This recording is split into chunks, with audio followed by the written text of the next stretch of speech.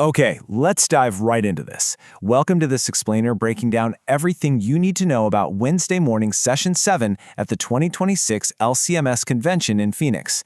Now, if you've been trying to keep up with the convention, you already know just how incredibly fast things move on the floor. It can be a lot to track. So our goal today is to cut through the noise and help you understand exactly what happened from morning prayer right up to the lunch recess.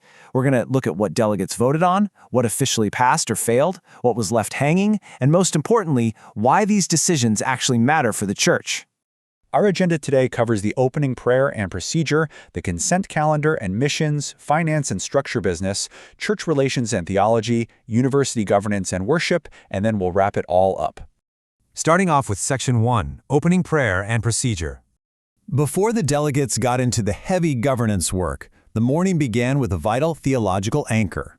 Vice President Benjamin Ball preached on Luke chapter 7, the raising of the widow's son, and a central theme really framed everything that followed.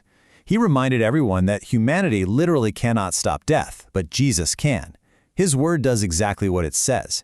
It was a really powerful reminder that all the institutional decisions these delegates were about to make, while they ultimately serve that gospel message. Right after worship, the procedural work kicked off with a bit of drama. The parliamentarian actually had to step in and correct an error from Tuesday afternoon regarding Resolution 10-05A. He explained that because the bylaw amendment became effective immediately upon adoption, Tuesday's reconsideration of it was, well, out of order. So the chair ruled that reconsideration completely null and void. The big takeaway here? Resolution 10-05A officially stands adopted, exactly as if that reconsideration attempt had never even happened. Next, we got the credentials report. 949 voting delegates were seated, along with 161 advisory delegates, 170 advisory reps, and 174 guests. With the room full, the Assembly tackled two proposed standing rule changes that were meant to speed things up. But, the delegates actively pushed back.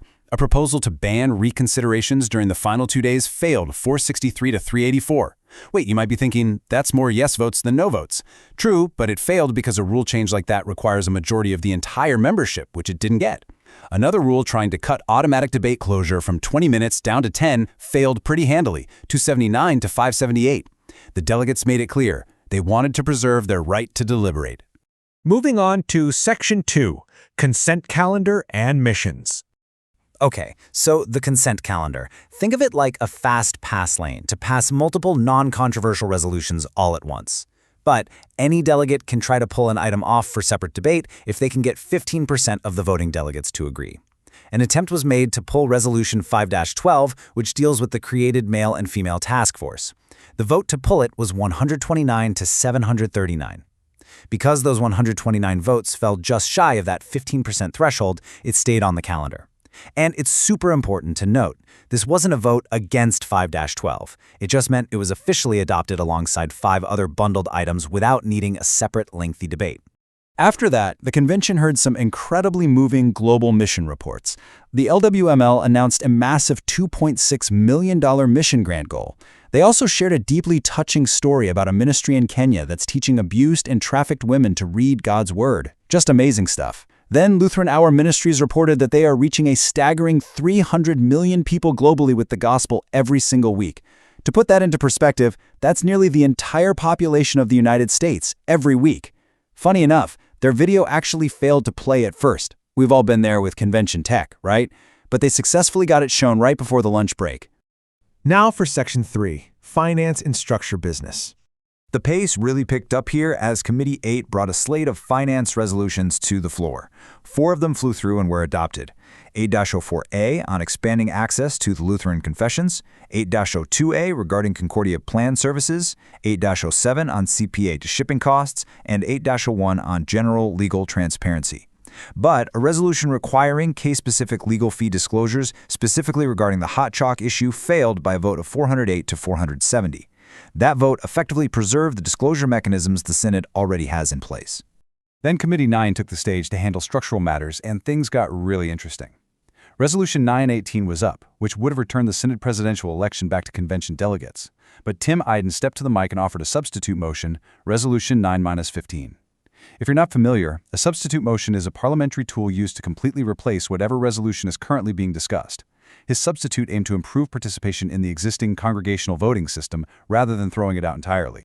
First, the Assembly had to vote just to consider the substitute, which passed 581 to 323.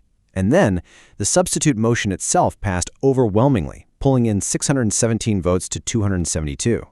So what's the bottom line? The delegates successfully maintained the congregational election system and officially declined Resolution 9-18. Committee 9 wasn't done. They heavily backed Special District Convention protocols in 914A with a landslide 887 to 24 vote, sending it out for congregational ratification.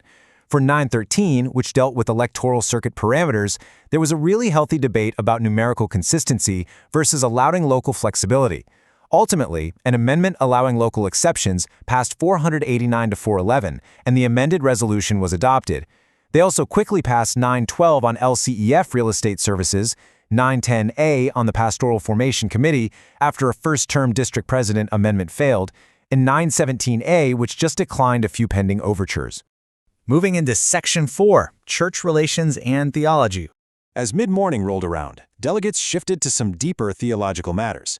They took up Resolution 504, dealing with concerns regarding partner churches. Specifically, they discussed complex situations where women might be serving in roles that could cause confusion with the pastoral office. It's a sensitive topic, but after careful deliberation, the resolution was officially adopted, ensuring the ongoing work of the Synod President and the CTCR continues on this front. Next up was Resolution 515 concerning the AALC, the American Association of Lutheran Churches. And wow, the debate here was a flurry of amendments. A reconciliatory dialogue amendment passed. Then a mutual accountability amendment failed. They were right in the middle of debating a third amendment about working in good faith when, ding ding ding, the orders of the day interrupted the process. Time was up for that segment, so the entire resolution was just left pending on the floor. That interruption actually paved the way for a perfectly timed convention essay titled Christ's Resurrection for You. It echoed the morning's sermon beautifully. The essay and the response to it emphasized resurrection courage, Christian martyrdom, funerals, and the ultimate hope we have over death. Honestly, it was a really profound theological breather right in the midst of all that heavy governance voting. Section 5 brings us to University Governance and Worship. In the final stretch before lunch, Committee 7 brought some critical Concordia University matters forward.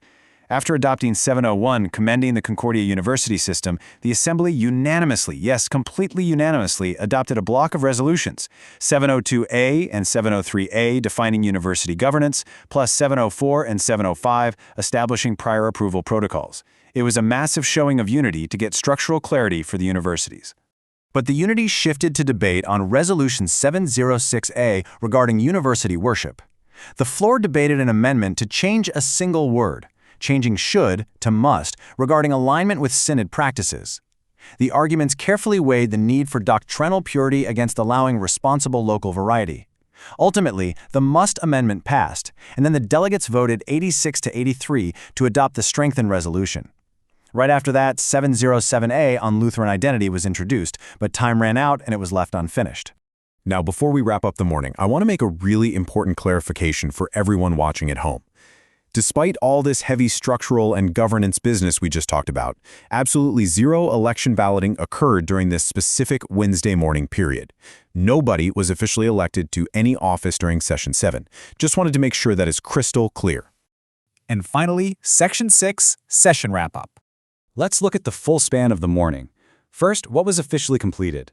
While major finance and structure resolutions were adopted, the congregational presidential election system was preserved, and sweeping university governance rules were unanimously passed. Second, what remained pending at the noon recess? Resolution 515 on the ALC was paused mid-amendment, and the newly introduced 707A on Lutheran identity was left hanging on the floor as delegates headed to lunch. Which brings us to what delegates needed to watch out for Wednesday afternoon. This entire morning beautifully illustrates the pressure cooker of a convention. With the clock relentlessly ticking down, delegates are constantly forced to distinguish between necessary action and merely desirable action.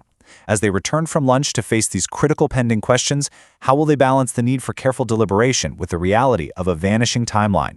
Thanks so much for joining us for this explainer, and keep watching to see exactly how the rest of this convention unfolds.